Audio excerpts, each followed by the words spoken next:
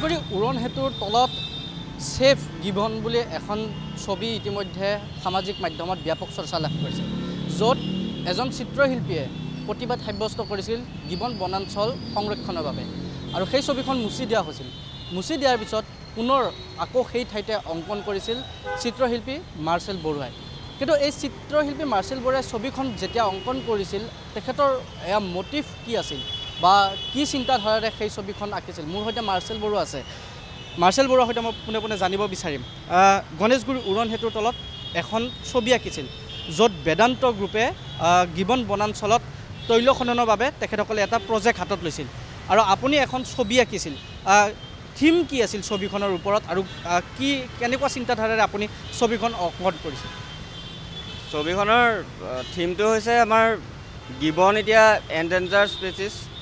তো gibbon save হ'ব লাগে। আমাৰ এছিয়াৰ ভিতৰতে অকল ইয়াতে গিবন আছে। এতিয়া প্ৰায় 2023 চনৰ এটা ছাৰ্ভে মতে 150 এবভ প্লাছ আপোনাৰ গিবন আছে। তো এতিয়া চাগে কমিছে চাগে ইমান। এইটো মানে গোটেই বিশ্ববাসীৰ আগত আমাৰ এটা ডাঙৰ ৰেছপনচিবিলিটি গিবনটো বচাই ৰখাৰ। আজি বাকী এপবিলাক আপোনাৰ ধৰক চিম্পাঞ্জি কিবা কিবি সেইবিলাকো প্ৰায় বিলুপ্তৰ পথত আছে। আজি সেয়া আফ্ৰিকাত আছে, সেইটো তেখেতসকলৰ ৰেছপনচিবিলিটি, তাক সংৰক্ষণ কৰাৰ।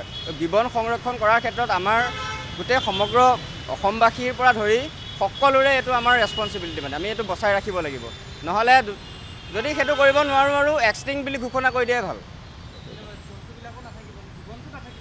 আৰু অকল গিবনক লৈ পেলাই নহয়, তাততো বিভিন্ন বেলেগ জীৱ জন্তুবোৰ আছে, সেইবিলাকৰ ওপৰতো ইম্পেক্ট পৰিব। ছবিখন যিটো ছবি অংকন কৰা হৈছিল, কোনদিনা অংকন কৰা হৈছিল?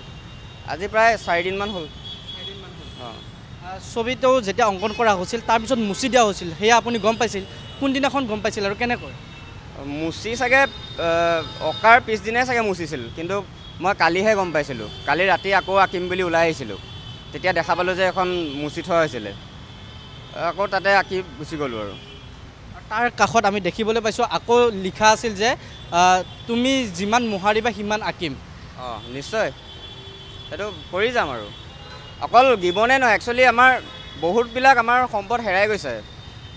আজি টুকুৰা চৰাইবোৰ নাই, বহুত কম জেগাত আছে। এতিয়া আমি সেইবোৰ চাবৰ কাৰণে আমি চিৰিয়াখানা যাব লগা হয় বা বেলেগ বেলেগ বিভিন্ন ধৰণৰ এইবিলাক চেংচুৰীবিলাকত যাব লগা হয়।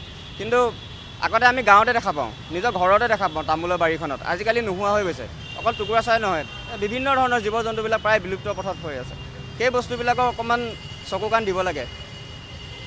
এতিয়া যিখন ছবি অঁকা হৈছিল, মুচি দিয়া হৈছিল, তাৰপিছত আকৌ আঁকিম বুলি এটা, এয়া যদি মই ক'বলৈ যাওঁ, চিত্ৰশিল্পী মাৰ্চেল বৰুৱাৰ এয়া ছবিৰ জৰিয়তে প্ৰতিবাদ নিশ্চয়। নিশ্চয় ছবিৰ জৰিয়তে। মই ছবিয়ে যেতিয়া আঁকো, ছবিৰে ক'ম আৰু যি ক'ম। বাকী মানুহৰ ওপৰত কথা, আপোনালোকৰ ওপৰতো ডিপেণ্ড কৰিব ছবিবোৰ মানুহৰ মাজলৈ লৈ যোৱাত, সজাগতা কৰাৰ ক্ষেত্ৰত।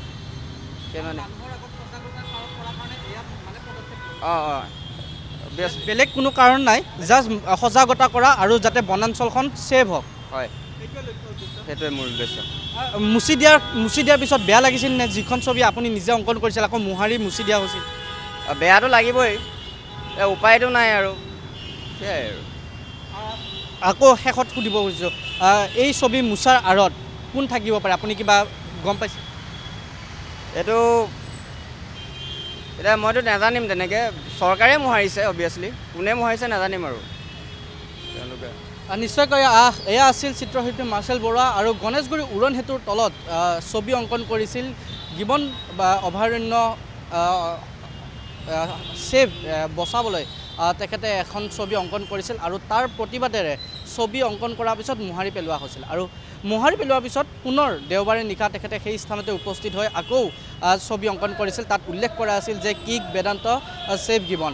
আৰু সেই উদ্দেশ্যৰে আজি মাৰ্চেল বৰুৱাৰ সৈতে আমি কথা পাতিবলৈ চেষ্টা কৰিছিলোঁ যে এই ছবি অংকন কৰাত যি মুচি দিয়া হৈছিল তাক লৈ আচলতে তেখেতৰ কি মন্তব্য সেয়া আমি এই মুহূৰ্তত আমি দেখুৱাবলৈ চেষ্টা কৰিলোঁ আৰু গণেশগুৰি উৰণ সেতুৰ তলত যি ছবি অংকন কৰাৰ পিছত মুচি দিয়া হৈছিল পুনৰ সেই ছবি অংকন কৰিছে মাৰ্চেল বৰুৱাই আৰু তাত দিছৈ ভেলীত যিহেতু খননৰ কথা উল্লেখ কৰা হৈছে দিছৈ ভেলীৰ পৰা যদি আমি ক'বলৈ যাওঁ প্ৰায় 13 কিলোমিটাৰ গিবন অভয়াৰণ্য আৰু সেই কিলোমিটাৰৰ যি ডিষ্টেঞ্চ আছে সেই দূৰত্বত যদি দিছৈত যদি এই খনন কাৰ্য কৰা হয় তেতিয়াহ'লে গিবনৰ প্ৰতি এটা আশংকা আহিব আৰু তাক লৈ এই ধৰণে আচলতে সামাজিক মাধ্যমৰ লগতে চিত্ৰৰ জৰিয়তে প্ৰতিবাদ কৰিছে চিত্ৰশিল্পী মাৰ্চেল বৰুৱাই।